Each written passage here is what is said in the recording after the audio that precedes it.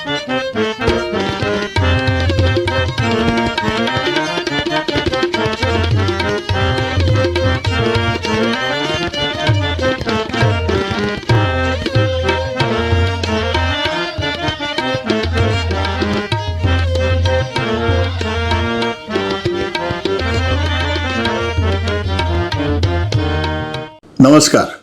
मी श्रीकांत दादरकर आपणा सर्व रसिकांचं मनःपूर्वक स्वागत करतो.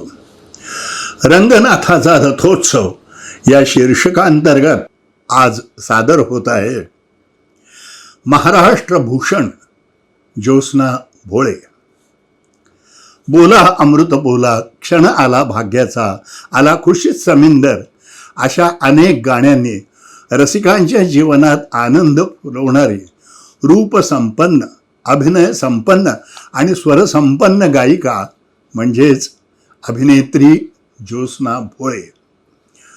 गोव्यातील बांदिवडे गावात जन्मलेल्या ज्योत्स्नाबाईंचे पूर्वाश्रमीचे नाव दुर्गा केळेकर. जन्मतःच ईश्वर दत्त मधुर आवाजाची देणगी त्यांना लाभली होती.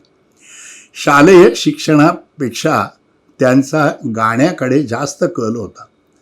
लहानपणी त्यांनी नृत्याचं शिक्षण घेतलं होतं. त्यांना दिलरुबा आणि हार्मोनियमही वाजवता येत होतं. महात्मा गांधींच्या चळवळीमधून ज्या प्रभात फेऱ्या निघत असत त्या प्रसंगी होणाऱ्या कार्यक्रमात ज्योत्स्नाबाईंची 2 स्पेशल गाणी खूप गाजली होती. ती ऐकून कोणतीही ऑडिशन टेस्ट न घेता त्यांना मुंबई रेडिओ स्टेशनवर गाण्याची संधी मिळाली. उस्ताद खादिम हुसेन खासाहेब यांच्याकडे त्यांनी शास्त्रीय गाण्याची तालीम घेतली, तर केशवराव भोळे यांच्याकडे त्यांनी भावगीत गायनाचे शिक्षण घेतले. एकदा खादिम हुसेन खासाहेब ज्योत्स्नाबाईंना जोगिया रागातील पिया मिलन की आस ही ठुमरी शिकवत होते.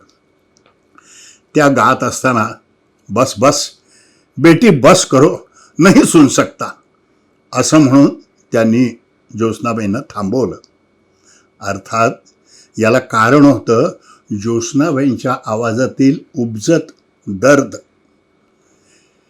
केशवराव भोळे यांच्याकडे भावगीत गायनाचं शिक्षण घेत असताना त्यांनी ज्योत्स्नाबाईंना भावगीतातील शब्दांचं महत्त्व अधोरेखित करून भावगीत गाण्याची नजर दिली. त्याच काळात त्यांचं केशवरावांशी लग्नही झालं. मोग रांगणेकर आणि केशवराव दाते हे ज्योत्स्नाबाईंचे नाट्यगुरू होत.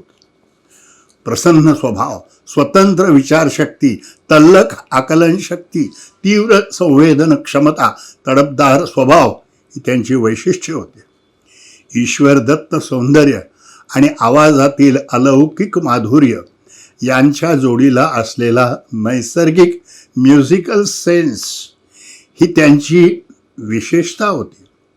हा म्युझिकल सेन्स त्यांना आकाशवाणीवर गाण्याने प्राप्त झाला.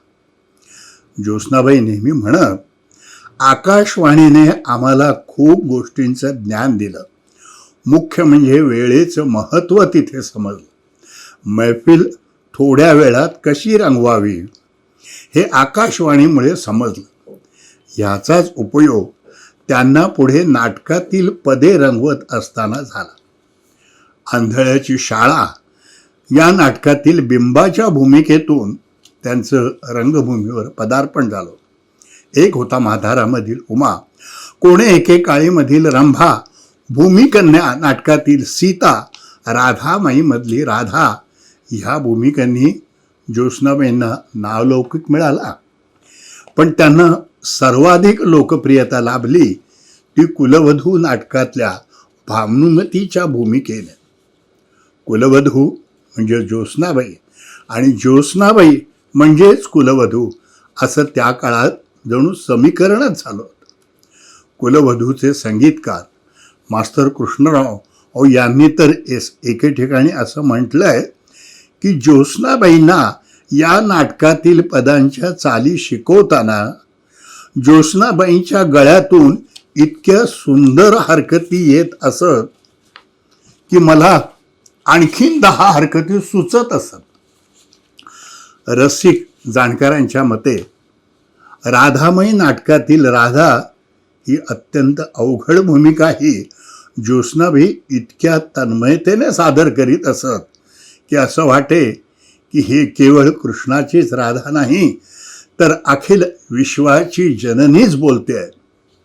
या नाटकाचे लेखक गोनी दांडेकर यांनी असं म्हटलंय, माझ्या मानसीची राधा होती शोधित आकार, माझ्या मानसीची राधा होती शोधित आकार, ताई तुझिया रूपाने झाली सगुण साकार. ज्योत्स्नाबाई नाट्यगीत गायनाबरोबरच भावगीत गायिका म्हणूनही लोकप्रिय होत्या. त्यांनी गायलेली आला खुशीत समिंदर, माझी या माहेरा जा इत्यादी गाणी खूप लोकप्रिय झाली. ज्योत्स्नाबाईंनी आराधना नावाचं नाटकही लिहिलं होतं. स्वतःच्या गायन कलेविषयी ज्योत्स्नाबाई म्हणतात, सूर्यासारखे तेजो प्रखर गाणं माझ्याकडून कोणाला ऐकायला मिळालं नाही, पण चंद्रप्रकाशातलं शीतल शांत असं चांदणं थोडंफार रसिकांना देऊ शकले हे माझं भाग्यच. ज्योत्स्नाबाईंना 1 मे 1960 रोजी संयुक्त महाराष्ट्र स्थापनेच्या दिवशी शिवाजी पार्क येथे झालेल्या भव्य कार्यक्रमात विख्यात बहु असोत सुंदर संपन्न की महा हे महाराष्ट्र गीत गाण्याचा सन्मान मिळाला होता. त्यांना विष्णुदास भावे पुरस्कार, संगीत नाटक अकादमी पुरस्कार, बालगंधर्व पुरस्कार अशा अनेक पुरस्कारांनी सन्मानित केलं होतं. रंगभूमीच्या उतरत्या काळात स्त्रीची भूमिका स्त्रीनेच करण्याची धाडसी पाऊल टाकून स्वतःच्या अभिनय गायन कर्तृत्वाने दुसरे सुवर्णयुग निर्माण करणारी थोर स्त्री कलाकार म्हणजेच ज्योत्स्ना भोळे.